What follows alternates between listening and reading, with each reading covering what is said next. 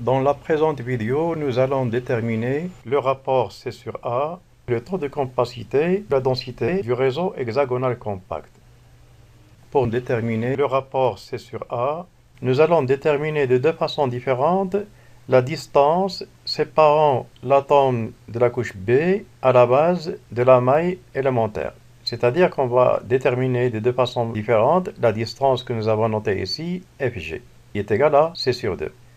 D'un côté alors, FG est égal à C sur 2. D'un autre côté, FG est l'un des côtés du triangle OGF, qui est rectangle en G. Par voie de conséquence, FG au carré plus OG au carré serait égal à OF au carré. Or, OF n'est autre que A. C'est la distance entre deux atomes tangents directement. Puisque cet atome repose sur ces trois-là, donc il est à la même distance des trois. Donc la distance est égale à 2R. Et 2R, c'est égal à A. Donc cette distance est égale à A. Cette distance, on la connaît, c'est C sur 2. Il suffit maintenant de déterminer à quoi est égale la distance OG. Si on isole maintenant la base de la maille élémentaire, le point G ici n'est autre que le centre du triangle ODE. Donc voilà la base isolée, voilà le centre du triangle ODE, et la distance qu'on est en train de chercher, c'est la distance OG, ici sur la figure. Cette distance ici, pour la calculer, il faut remarquer que normalement, quand on part du sommet d'un triangle équilatéral vers la base de façon médiane, on rencontre la base donc de façon perpendiculaire. Ce qu'il en est de même pour les trois sommets. À chaque fois qu'on quitte un sommet pour aller au côté opposé, on le coupe de façon perpendiculaire. Et le centre G n'est autre que l'intersection des trois hauteurs ici. Par voie de conséquence, remarquons donc que la distance OG, ça va être l'hypoténuse d'un triangle qui est rectangle à ce point qu'on va noter H.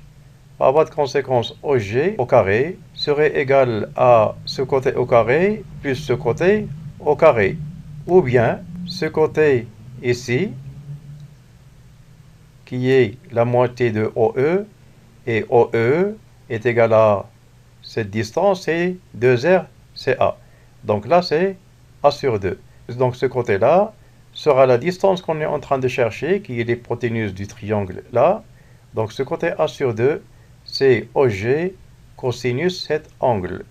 Or, cet angle, c'est la moitié de l'angle caractéristique du triangle, qui est 60 degrés.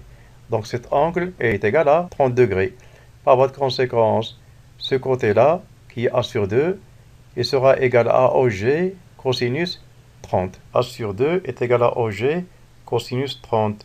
Soit OG est égal à A sur 2 cosinus 30 est égal à A sur racine de 3. Alors maintenant, comme OF est égal à petit a et OG est égal à A sur racine de 3, GF devient alors, en remplaçant chaque terme par sa valeur, racine de 2 tiers, fois A. Donc en conclusion, d'un côté, GF est égal à C sur 2, et d'un autre côté, c'est égal à racine de 2 tiers, fois A. Si on égalise 1 et 5, on aboutit à la relation entre C et A, qui est C sur A est égal à racine de 8 tiers, qui n'est autre que 1,633. L'étape suivante consiste maintenant à calculer le taux de compacité du réseau hexagonal compact. Alors le taux de compacité, c'est tout simplement le rapport des volumes des atomes sur le volume de la maille. Le taux de compacité d'une structure de façon générale est en quelque sorte le taux de remplissage de la maille. Et ce taux donc va correspondre au rapport des volumes des atomes constituant la maille sur le volume de la maille. Dans le cas des structures hexagonales compactes qui sont des structures atomiques, donc ce taux-là sera le volume des atomes contenus dans une maille sur le volume de la maille élémentaire. Comme les atomes sont considérés comme des sphères de rayon R, alors leur volume est égal à 4 tiers de pi r au cube. Et comme dans la maille hexagonale compacte, il y a 2 atomes par maille, donc le volume atomique, le volume des atomes, et le nombre des atomes qui est 2 fois le volume de chacun des atomes. Ce volume étant le même pour tous les atomes parce que nous avons des structures monoatomiques. Donc VA est égal à 2 fois 4 tiers de pi R au cube. Or A est égal à 2R. Par voie de conséquence, R est égal à A sur 2. Et si on le remplace dans cette expression-là, pour exprimer VA en fonction de A, on trouve VA est égal à pi A au cube sur 3. Pour ce qui concerne maintenant le volume de la maille, comme le paramètre C est perpendiculaire à la base qui est losange, alors le volume serait tout simplement la surface du losange que multiplie la hauteur C.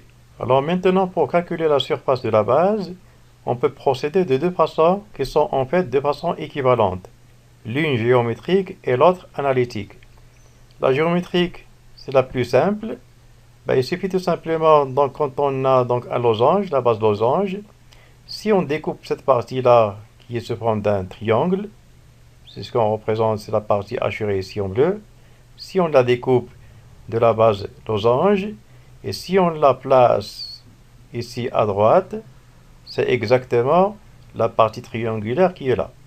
Donc si on balance cette partie de ce côté-là, donc on élimine cette partie et on la fait basculer de l'autre côté, le losange va se transformer sous forme d'un rectangle. De côté A, qui n'a pas changé, et l'autre côté, c'est cette distance ici, qui n'est autre que A cosinus 30, parce que là c'est 120 degrés, si on enlève 90, il reste 30 degrés ici. Donc ce côté c'est A cosinus 30. Par voie de conséquence, la surface du losange est en quelque sorte la surface du rectangle, qui est égale donc à A fois A cosinus 30. Donc c'est A au carré cosinus 30. Et cosinus 30 n'est autre que racine de 3 sur 2.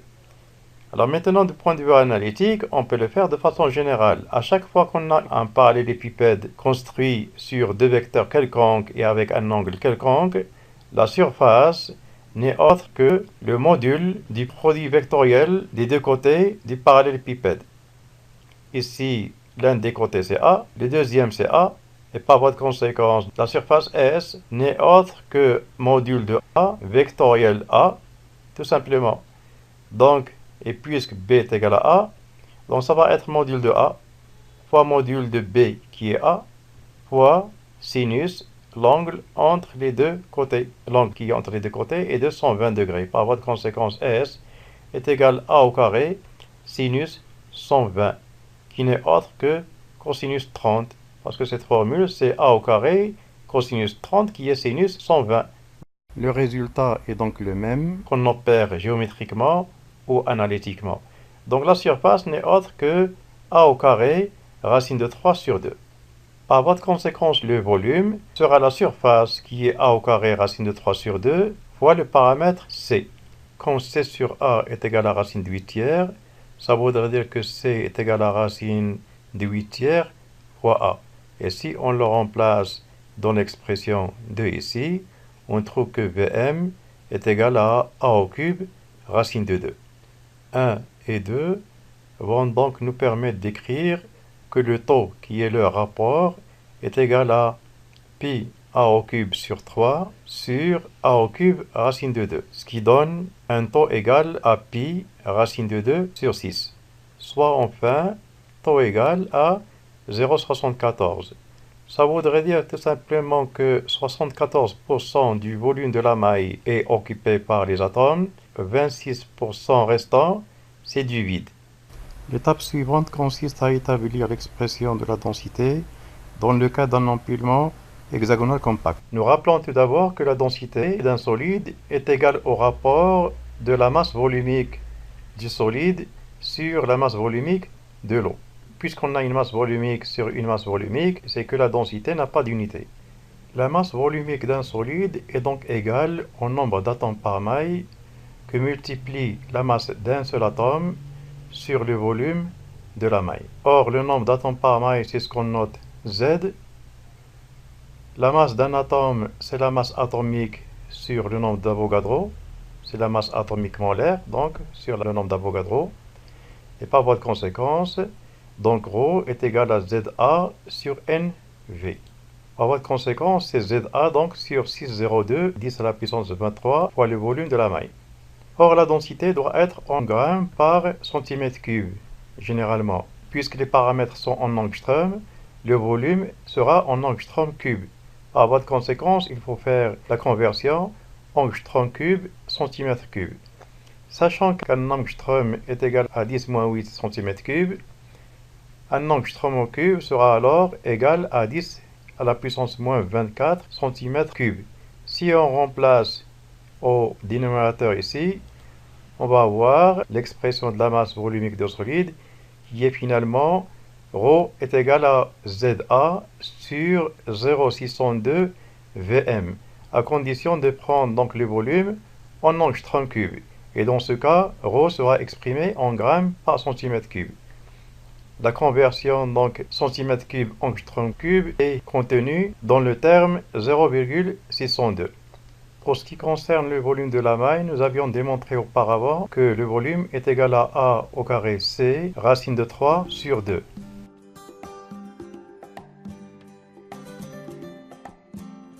J'espère que la présente vidéo vous a bien servi et à la prochaine.